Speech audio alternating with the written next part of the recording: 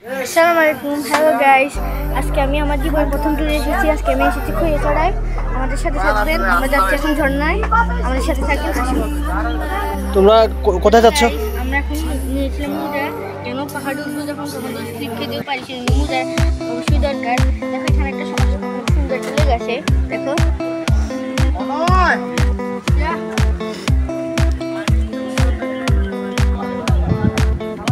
Guys, ও হচ্ছে আমার বন্ধু সাদমান হক। তোমরা কোথায় যাচ্ছ? আমরা এখন পাহাড়ের উদ্দেশ্যে যাচ্ছি, ঝর্ণার উদ্দেশ্যে। আর আমরা একসাথে থাকার চেষ্টা করব। Very good. ওকে।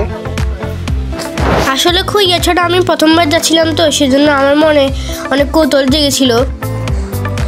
সামনে যাচ্ছি, সামনে জানি না কি হবে, আল্লাহর নাম নিয়ে যাচ্ছি। আপনারা সাথে থাকুন এবং দেখুন। আমি শুনেছি খৈয়াছড়া ঝর্ণায় মোট 12টি স্তর আছে। যেতে যেতে আমার খৈয়াছড়া ঝর্ণার প্রথম ঝর্ণাটা দেখার খুব ইচ্ছা জেগেছে। মাটির রাস্তায় খালি পায়ে এত বেশি হাঁটা হয় না আমার। দাদুর বাড়ি গেলে তখন খালি পায়ে মাটির রাস্তায় হাঁটা হয়। অনেক লোক আসছে এবং যাচ্ছে, তাদের দেখে আমারও যাওয়ার ইচ্ছা অনেক বেড়ে গেল।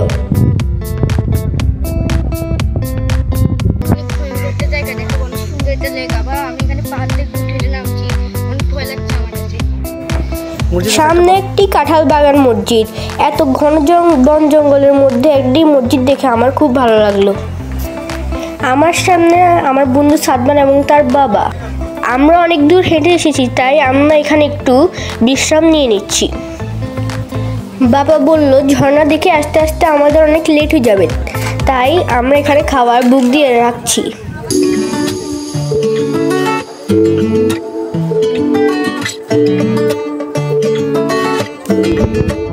খাবার অর্ডার দিয়ে যাব, না হয় হয়তো খাবার এসে পাবো না, কারণ পাহাড়ে যেতে অনেক সময় লাগবে, আবার ওখান থেকে ব্যাক করতে অনেক সময় লাগবে।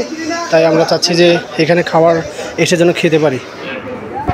আমার বন্ধু জুয়েল আর রবিন দেখছে যে কি কি পাওয়া যায় এখানে। তবে অনেক কিছু এরা রান্না করে, খুবই সুস্বাদু। শুরু হলো আমার আসল অভিযান। ছোট বড় পাথরের উপর দিয়ে হাঁটতে অনেক খোঁচা লাগছিল। কি সুন্দর মনোরম, আমার কাছে অনেক ভালো লাগছিল।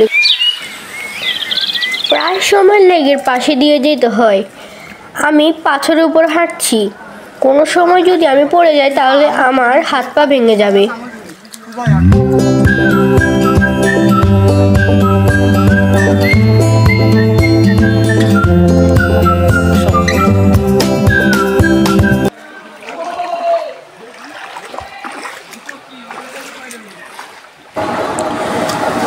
যারা নামছে তারা অনেক ঝুঁকিপূর্ণ নিয়ে নামছে, রশি ধরে ধরে নামছে।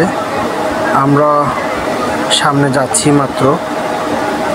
শুরুতেই একটি পাহাড় মোটামুটি একটু বড়, সবাই উঠছে সামনের দিকে রশি ধরে। আমরা ট্রাই করছি ওঠার জন্য, অনেক কষ্টকর। আমার ছেলে উঠছে, আমি পিছন থেকে তাকে সাহস দিচ্ছি ওঠার জন্য। অনেক কষ্ট, প্রতিটাই পাহাড় ধরে ধরে, শিকড় ধরে ধরে উঠতে হচ্ছে। আমার ছেলের সাহস দেখে আমার কাছে অবাক লাগলো। তার জীবনের প্রথম ভ্রমণে বেরোচ্ছে আমার সাথে, তাও খুবই অ্যাডভেঞ্চার একটি জায়গাতে।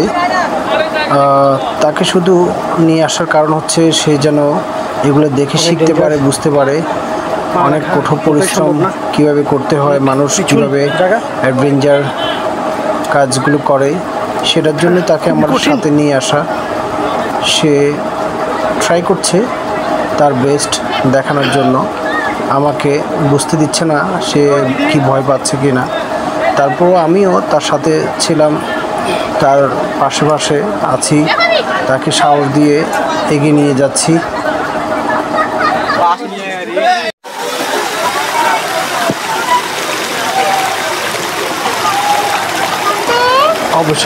অবশেষে আমরা এসে পৌঁছলাম সেই ঝর্ণার পাশে, ঝর্ণাকে দেখার জন্য।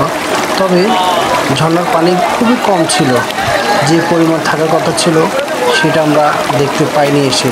দুর্ভাগ্য আমার ছেলের আসলে ইচ্ছে ছিল সেই পাহাড়ের ঝর্ণাটা অনেক বড় দেখবে। আমার বন্ধুরা সবাই হাই দিল।